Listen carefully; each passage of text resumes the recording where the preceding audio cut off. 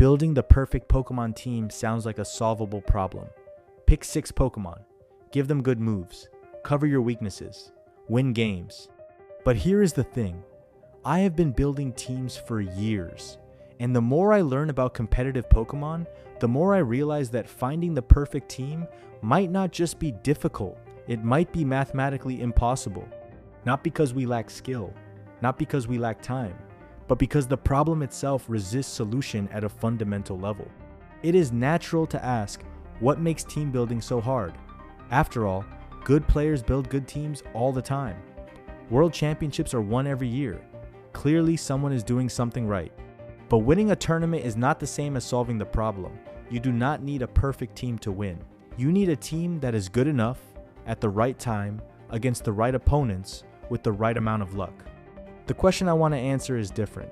Could anyone, human or computer, actually find the objectively best team? And if not, why not? Now, we could talk about current meta trends or my personal favorite Pokemon to build around. Those topics are fun, but they do not get at what is happening underneath the surface of team building. I want to break down the structural reasons why perfect team building might be impossible. To find the barriers that make this problem so resistant to optimization, let me start by framing the problem. Team building in competitive Pokemon has 2 components.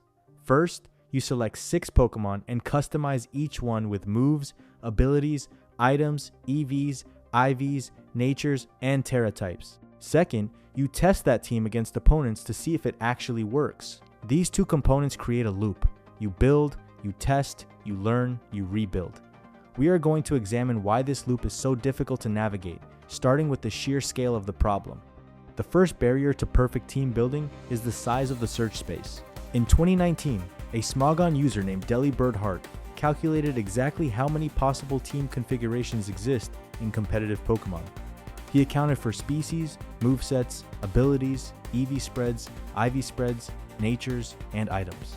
The number he arrived at was 6.08701 times 10 to the 218th power.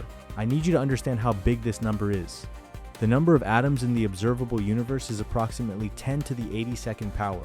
The number of possible Pokemon teams is 10 to the 136th power larger than that. If you wrote out the full number, you would need over 200 digits. This is not an exaggeration for dramatic effect. This is the actual search space. Every time you sit down to build a team, you are navigating a possibility space larger than the physical universe, and you are doing it with your brain, maybe a damage calculator, and a few hours of free time. Here is where the frustration starts. When I first learned about team building, I thought I could be systematic. I would identify threats in the metagame, find Pokemon that handle those threats, check for type synergy, and build a balanced squad. Simple enough. But then, I started actually doing it. You pick a Pokemon to handle Goldango, great. But now you are weak to electric, so you add a ground type. But wait, now you have 2 ground weaknesses when you factor in your original pick, so you swap something out. But that reintroduces the Goldango problem. Every solution creates new problems. Every choice closes off other choices. You are not building a team.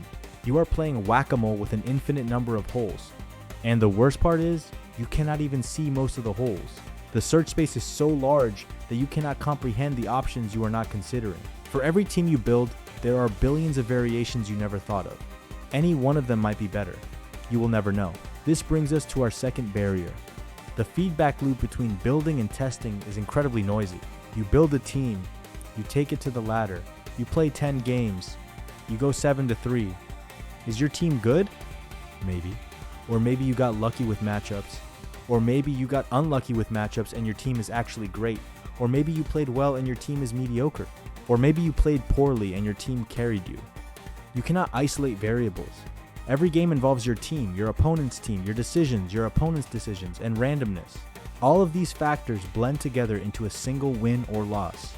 Extracting signal from that noise is extremely difficult. Let me give you a concrete example. I once built a team around Kingambit. It went 15 to 5 inches my first session. I thought I had something special. The next session, same team, I went 8 to 12. Nothing changed except the opponents I faced and the decisions we made. Was the team good or bad? I genuinely could not tell. The variance was so high that my sample size was meaningless. Statisticians will tell you that you need large sample sizes to draw reliable conclusions. In competitive Pokemon, getting a large sample size means playing hundreds of games with the same team. But the metagame shifts constantly. By the time you have enough data, the meta has changed and your data is outdated. You are trying to optimize a moving target with insufficient information. This is not a skill issue. This is a structural problem with the feedback loop itself. The third barrier makes things even worse. You do not know what you are optimizing against. When you build a team, you are trying to beat the metagame, but the metagame is not a fixed thing. It is the aggregate of thousands of players making their own team-building decisions, all of which are also trying to beat the metagame. This is a reflexive system. Your choices affect the metagame affects your choices. Everything is entangled. Here's an example. Let us say Fluttermane is dominant. Everyone starts running Fluttermane checks. Now Fluttermane is less dominant because everyone is prepared for it. So people stop running Fluttermane checks because they are not necessary anymore. Now Fluttermane is dominant again because no one is prepared. This is not hypothetical. This cycle happens constantly. The metagame oscillates based on collective player behavior, and you are trying to predict where it will be when you actually play your games. But you built your team yesterday?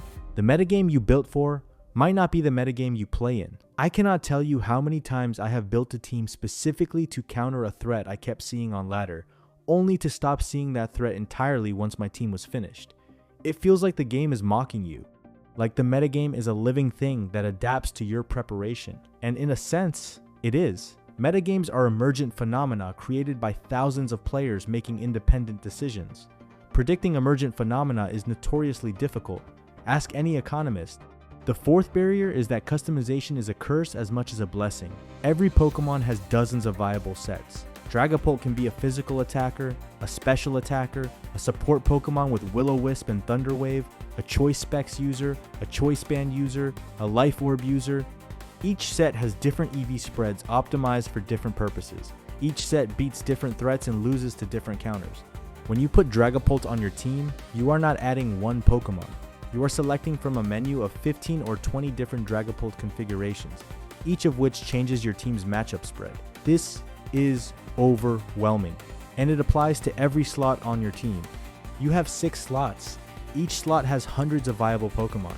Each Pokemon has dozens of viable sets. The number of combinations is not just large, it is incomprehensible. I have spent hours staring at team builder screens, paralyzed by options. Every choice I make feels arbitrary. Why this spread instead of that spread? Why this move instead of that move? I can construct arguments for multiple options, but I cannot definitively say which is correct, because maybe none of them are correct. Maybe correct does not exist in a search space this large. The fifth barrier is that you cannot test everything. Even if you had unlimited time, you could not playtest every team variation. The search space is too big, so you rely on heuristics. Rules of thumb, pattern recognition from past experience. These heuristics are useful. They narrow the search space to something manageable, but they also introduce blind spots. If you always build around bulky balance cores because that is what you know, you might miss the hyper offense team that would dominate the current meta. If you never consider a certain Pokemon because it is historically bad, you might miss the set that makes it suddenly viable. Your heuristics are based on your experience.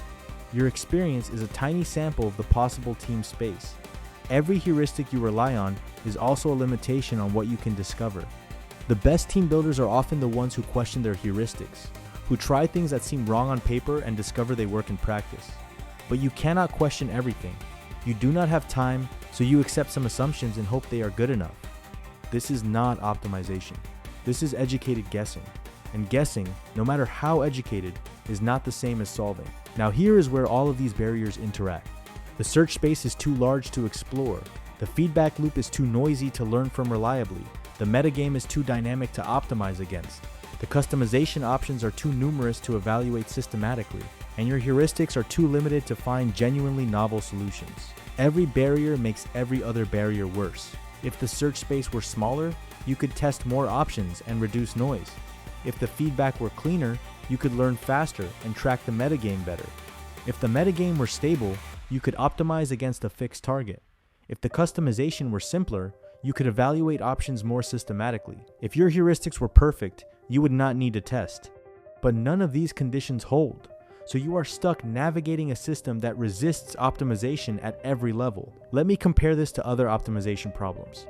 In chess, there is no team building. Every game starts with the same pieces in the same positions. The only thing you control is your moves during the game. This eliminates an entire dimension of complexity.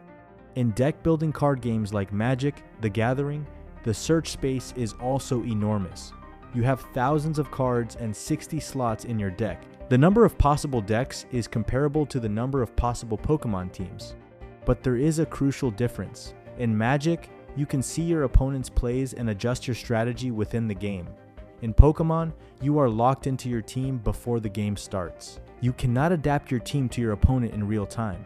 You have to guess right in advance. This front-loading of decisions makes Pokemon team building uniquely punishing. A bad team building choice cannot be corrected during the game. It sits there, haunting you for every turn of every match. So what does this mean for competitive players? It means that perfect team building is not achievable, not because you lack skill, but because the problem structure makes perfection impossible. The best team builders are not finding optimal solutions. They are finding good enough solutions faster than the metagame shifts. They are making educated guesses with better heuristics.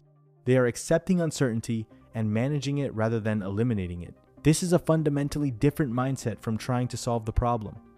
You are not looking for the right answer. You are looking for a workable answer that you can refine over time. And honestly, this realization was freeing for me. I used to agonize over every team building decision.